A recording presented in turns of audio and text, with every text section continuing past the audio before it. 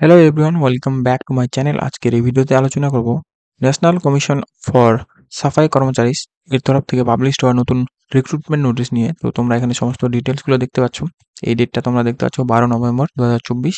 বাকি এখানে তোমাদের বলা রয়েছে engagement of young professionals and consultant in national commission for safai karamcharis, ministry of social justice and empowerment. তো এখানে তোমাদের দুই ধরনের পোস্ট তোমরা দেখতে পেয়ে যাচ্ছ।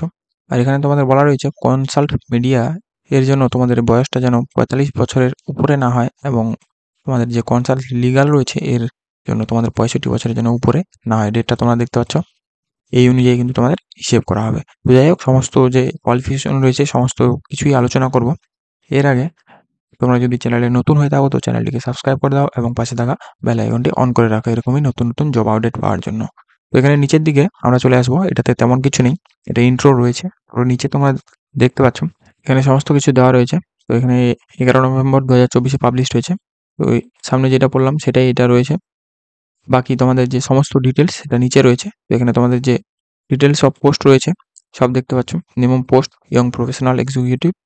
তো এখানে নাম্বার অফ পোস্ট তোমরা দেখতে পাচ্ছ 6টি। আর এজ লিমিটটা তোমরা দেখতে পাচ্ছ নট মোর দেন 35 ইয়ার্স। তো 2/12/2024 হিসেবে ক্যালকুলেট করা হবে। আর বাকি রিমুনারেশনটা তোমরা দেখতে পাচ্ছ 70,000 পার মান্থ রয়েছে।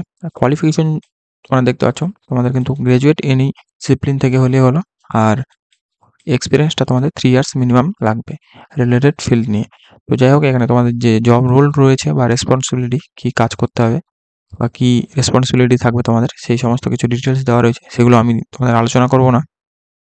এরপরে তোমরা দেখতে পাচ্ছ যে রিসার্চের জন্য নেওয়া হচ্ছে ইয়ং প্রফেশনাল। তো এখানে 2টি পোস্ট রয়েছে। এজ লিমিটটা দেখতে পাচ্ছ 35, হিসাবটা সেম রয়েছে। রিমুনারেশন 70,000। তো কোয়ালিফিকেশন তোমরা দেখতে পাচ্ছ এটার ক্ষেত্রে কিন্তু গ্র্যাজুয়েট অ্যান্ড এক্সপিরিয়েন্স 3 ইয়ার্স লাগবে। বাকি জব রোলটা তোমরা অবশ্যই একবার দেখে নেবে। এরপর যেটা রয়েছে মিডিয়া, ইয়ং প্রফেশনাল মিডিয়া। তো এর জন্য কিন্তু একটি পোস্ট তোমরা দেখতে পাচ্ছ। এজ লিমিটটা কিন্তু সেম। আর যেটা রিমুনারেশন রয়েছে সেটা তোমরা দেখতে পাচ্ছ 70,000 পার মান্থ রয়েছে। কোয়ালিফিকেশন হিসেবে সেম রয়েছে, গ্র্যাজুয়েট ইন এনি ডিসিপ্লিন। আর এক্সপিরিয়েন্সটা 3 ইয়ার্স চাওয়া হয়েছে। বাকি রোল অ্যান্ড রেসপন্সিবিলিটি তোমরা দেখে নেবে। এরপরে তোমাদের নেওয়া হচ্ছে কোঅর্ডিনেশন। তো ইয়ং প্রফেশনাল কোঅর্ডিনেশনের জন্য তোমাদের 2জন নেওয়া হচ্ছে। এজ লিমিটটা দেখতে পাচ্ছ সেম রয়েছে 35 বছর। আর রিমুনারেশন 70 ইয়ার্স। বাকি এডুকেশনাল কোয়ালিফিকেশন দেখতে পাচ্ছ গ্র্যাজুয়েট ইন এনি ডিসিপ্লিন।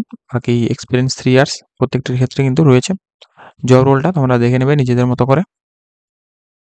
এরপরে যেটা রয়েছে যে ইয়ং প্রফেশনাল লিগাল, এর ক্ষেত্রে তোমাদের কিন্তু 2টি পোস্ট রয়েছে। লিমিটটা সেমই রয়েছে। আর বাকি রিমুনারেশনের ক্ষেত্রেও সেম রয়েছে। বাকি এখানে তোমাদের যে এডুকেশনাল কোয়ালিফিকেশন সেটা তোমাদের কিন্তু ডিগ্রি অফ এলএলবি বা এর ইকুইভ্যালেন্ট কোনো থাকতে হবে রিকগনাইজড ইউনিভার্সিটি বা ইনস্টিটিউট থেকে। এটা তোমাদের যেন অবশ্যই থাকে। এক্সপিরিয়েন্সটা এখানে চাওয়া হয়েছে 3 years of experience in judicial and legal work. তো এটা কিন্তু তোমাদের থাকতে হবে ইন সুপ্রিম কোর্ট বা হাইকোর্ট বা এনি আদার কোর্ট যেগুলো রয়েছে। তারপর জব রেসপন্সিবিলিটি তোমাদের অবশ্যই তোমরা দেখে নেবে। এরপর যেটা রয়েছে যে কনসালটেন্ট মিডিয়ার ক্ষেত্রে এখানে একটি পোস্ট তোমরা পেয়ে যাচ্ছ।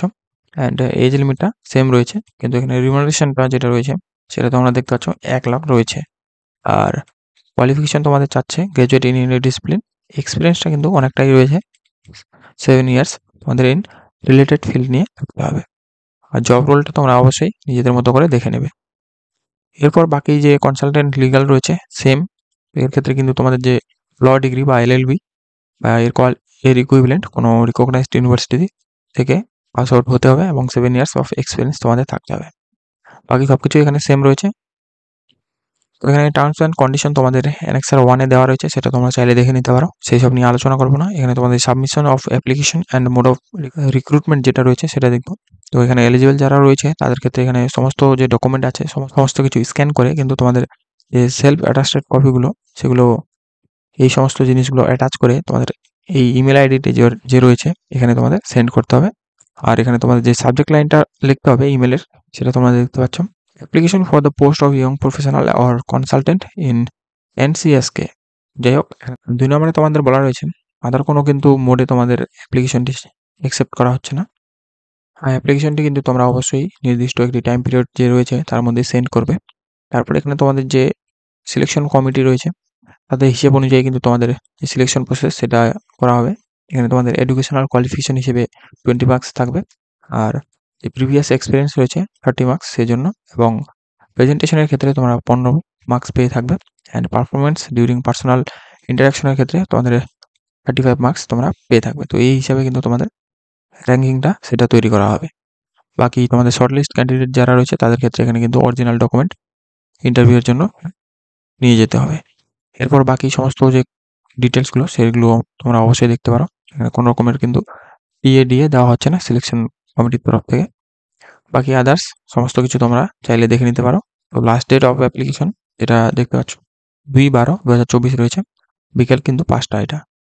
তো বিকেল 5টার আগেই মানে সেই দিন 2রা ডিসেম্বরে লাস্ট ডেট তোমাদের অ্যাপ্লিকেশন সাবমিট করার। তো যাই হোক, অ্যাপ্লিকেশন যারা করতে চাও তারা কিন্তু অবশ্যই অ্যাপ্লিকেশনটি করতে পারো। তো এই হচ্ছে সমস্ত ডিটেলস। বাকি তোমাদের সমস্ত নিচে অ্যান্সার এ অ্যান্ড বি রয়েছে, নিচে ফর্মও রয়েছে তোমাদের, সমস্ত কিছু কিন্তু তোমরা দেখে নিতে পারো। তো নোটিফিকেশনটি আমার টেলিগ্রাম গ্রুপে তোমরা পেয়ে যাবে। তো এখনও যারা চ্যানেলটি সাবস্ক্রাইব করে নেয় তারা কিন্তু অবশ্যই চ্যানেলটি সাবস্ক্রাইব করে দাও এরকমই নতুন জব আপডেট পাওয়ার জন্য। তো এরপর দেখা হচ্ছে পরবর্তী নেক্সট কোনো জব আপডেট নিয়ে।